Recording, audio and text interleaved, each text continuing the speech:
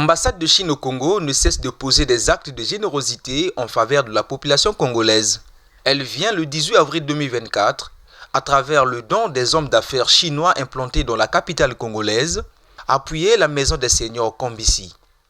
Ce, pour soulager en médicaments et vivres le quotidien des personnes âgées vivant dans la dite maison. Un immense plaisir pour l'administrateur maire de Filungamaba, Bibiani Toua, qui a souhaité la bienvenue à ses hôtes. Nos aînés, nos parents ont tant donné à notre société. Ils ont bâti les fondations sur lesquelles nous nous tenons aujourd'hui. Leur sagesse, leur expérience et leur amour sont des trésors inestimables qui méritent d'être honorés et respectés. Cette institution d'hébergement des personnes âgées est le fruit de la Fondation Congo Assistance qui, à travers son secrétaire général, salue l'initiative. Si demain nous revenons à bonne fortune, il est possible qu'à Pointe-Noire, à Oyo et peut-être dans les autres départements de la République, ce genre de structures verront le jour.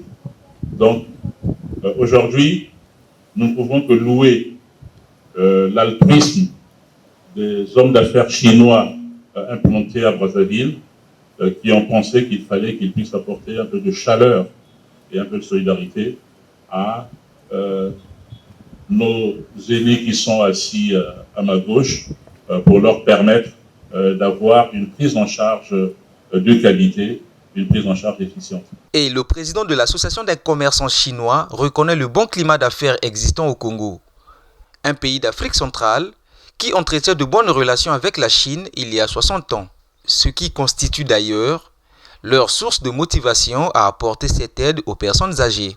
Les maisons de retraite sont un élément important du fonctionnement stable de la société. Nous y trouvons de nombreuses personnes âgées qui ont travaillé dur pour la société et qui ont apporté une grande contribution au pays et à la nation grâce à leur jeunesse et à leur sueur. Maintenant qu'ils sont plus âgés et qu'ils ont besoin de notre amour et de nos soins, aidons-les à avoir une bonne santé afin qu'ils puissent voir leurs petits-enfants grandir. L'ambassadrice de Chine au Congo a de son côté dévoilé que son institution incitera toujours les ressortissants chinois à œuvrer dans les actions socio-économiques au Congo pour consolider le bien-être des relations entre les deux pays. L'ambassade a encouragé les ressortissants et entreprises chinois à assumer les responsabilités sociales pour servir activement le développement économique et social du Congo. Les activités d'aujourd'hui sont non seulement une réponse de l'équipe médicale chinoise et de la Chambre du commerce des ressortissants chinois à l'appel de l'ambassade par leur action concrète en faveur du bien-être social au Congo, mais aussi une illustration de l'amitié sino-congolaise profonde et indéfectible. Quant au ministre des Affaires sociales et de l'Action humanitaire, l'heure est à la jouissance. L'événement de ce jour traduit, s'il en est besoin, la bonne santé de la coopération entre les gouvernements frères de la Chine et du Congo.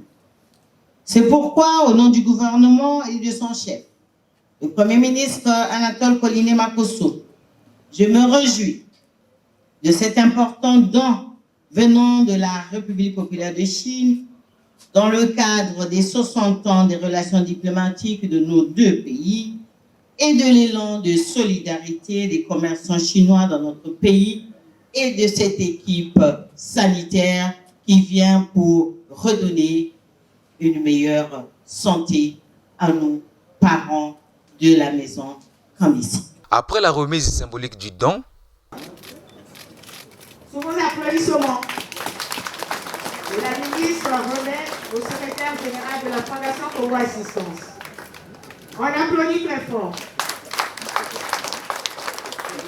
le ministre et l'ambassadrice ont visité la maison des seniors Kambisi au plaisir des personnes âgées qui se sont senties réconfortées.